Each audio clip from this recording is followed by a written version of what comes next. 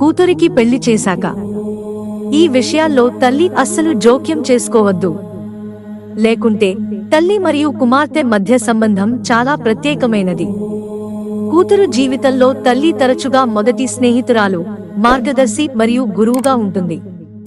తల్లి ప్రేమ మరియు పోషణ కుమార్తె విలువలను, భవిష్యత్తు సంబంధాలను రూపొందిస్తాయి.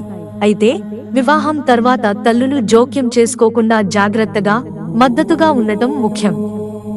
లేకపోతే కూతురి ఇంటి సామరస్యానికి ముప్పు తలపెట్టవచ్చు. తన కూతురు కొత్త ఇంట్లో సంతోషకరమైన జీవితాన్ని నిర్మించుకోవడానికి తల్లి ఈ తప్పులు చేయకుండా ఉండాలి. అతి జోక్యాన్ని నివారించండి. మీ కూతురు తన అత్తమామల గురించి ఏదైనా చెప్పినప్పుడు జాగ్రత్తగా వినండి.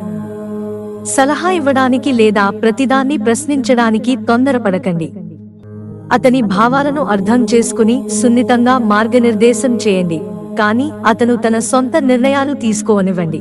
ఆమెను తరచుగా ఇంటికి పిలవకండి. మీ కూతురుని మిస్ అవ్వడం సహజం, కానీ తరచుగా ఫోన్ చేయడం వల్ల ఆమె తన అత్తమామల ఇంటికి అలవాటు పడకుండా ఉంటుంది. తన సొంత స్థానాన్ని, గుర్తింపును సృష్టించుకోవడానికి సమయం ఇవ్వండి. మీ అత్తమామల గురించి చెడుగా మాట్లాడకండి. మీ కూతురు ఫిర్యాదు చేసినా మీరు కఠినంగా మాట్లాడకండి. ఇది ప్రతికూలత మరియు ఒత్తిడిని పెంచుతుంది. ప్రశాంతంగా, మద్దతుగా ఉండి ప్రతి అంశాన్ని అర్థం చేసుకున్న తర్వాత నిర్ణయం తీసుకోమని అడగండి. మీ గత అనుభవాలను బలవంతంగా రుద్దకండి. ప్రతి తరం వేర్వేరు సవాళ్లను ఎదుర్కొంటుంది. ఇది మన కాలంలో జరగలేదు అని చెప్పే బదులు అతని ప్రపంచాన్ని అర్థం చేసుకోవడానికి ప్రయత్నించండి.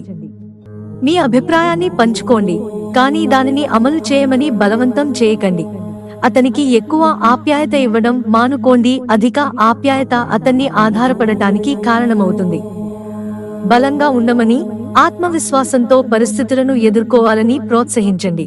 ఆమెకు నిజంగా మీ అవసరం ఉన్నప్పుడు అక్కడ ఉండండి, కానీ ఆమె స్వయంగా విషయాలను నిర్వహించనివ్వండి. తల్లి యొక్క సున్నితమైన మద్దతు కుమార్తె వైవాహిక జీవితంలో బలంగా, సంతోషంగా ఎదగడానికి సహాయపడుతుంది. తల్లిదండ్రుల ప్రేమ ఎప్పుడూ మారదు. వారు తమ కూతురి జీవితంలో ఆనందం వెల్లివిరియాలని కోరుకుంటారు. మంచి ఆలోచనలు, ఆచరణలతో ముందుకు సాగితే ఆమె జీవితం మరింత ప్రశాంతంగా మారుతుందని నిపుణుల అభిప్రాయం. మిత్రులారా, ఛానల్ సబ్స్క్రైబ్ చేసుకోవడం మర్చిపోకండి. ధన్యవాదాలు.